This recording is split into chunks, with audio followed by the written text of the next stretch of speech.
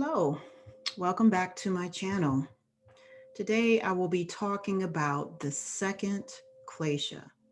And so we started last month a series on kleshas or obstacles.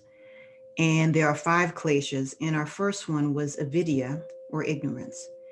The second one we'll be talking about today is asmita, which is the ego sense or I-ness.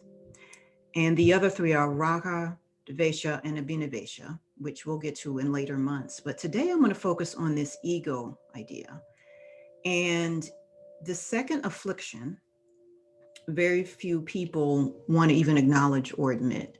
When things happen to you, and it's interesting, I had a conversation yesterday with my business partner about how social media so props up ego and how social media can snatch it away from you when you expect to have a certain amount of likes, when you expect the comments to look a certain way or not, or how you interpret the comments because you have assumptions about someone's motive, about if they liked it or not, if they commented or not.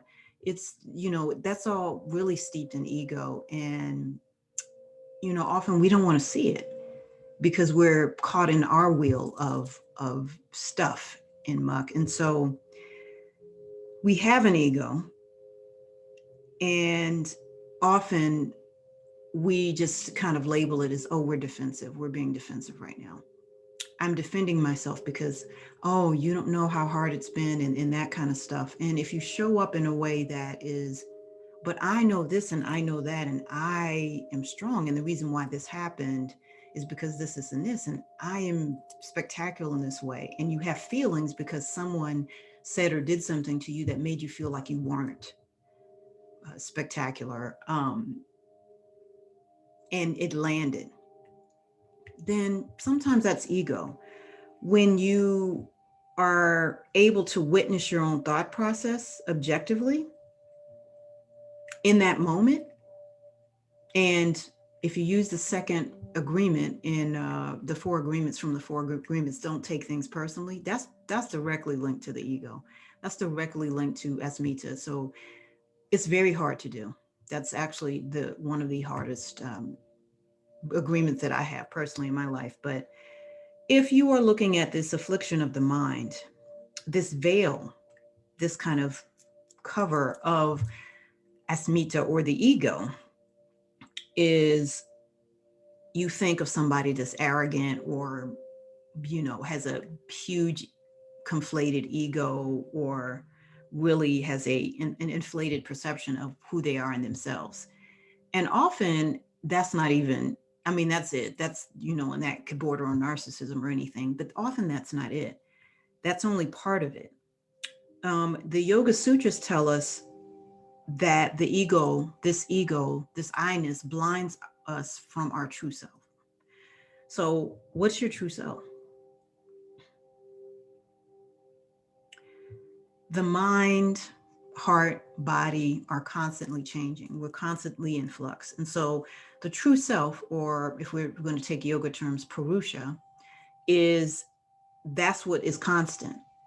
And so, as our minds are evolving, and all of that is in the mix with traumas and triggers and that kind of thing, these labels that we put on ourselves, yoga teacher, Reiki master, yoga therapist, are reflection of what our mind perceives. And of course, if you went and had training, we understand that. But the problem with going to places and the first thing out of people's mouths is asking you, well, what do you do?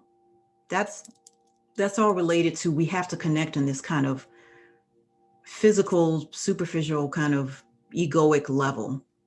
And often now I answer that as, I'm trying to be happy. I'm out here living my life. I'm living in my joy, whatever. I usually throw people off that way because I don't feel like talking about what I do. You can Google it. I have a business card. You can see what I do. If, I mean, but how I be is constantly living in my joy, constantly moving in that way. So these job titles, these labels we put on ourselves are often getting in the way of really coming into this Purusha, really reflecting our true selves. And then that's how we get closer to Brahman, to the universal consciousness or God. So the practice of yoga helps us do that. So it can help relieve this obstacle of the ego, of Asmita. So the ego is always going to be there, but how does it show up when perceived conflict, because often it's not conflict, but it's perception of a conflict or someone doing something to us shows up in the defensiveness or the Asmita ego, right? Comes up. What are we telling ourselves in that moment? How many times have we told ourselves something before we've even tried it? And then if we did try, because we were struggling, how many times what was the response to people saying, oh, you did a great job, you did a great job? Was it, affirmation? And then the consideration is, why couldn't you affirm yourself? So these are things we are constantly battling with and dealing with at Smita, right?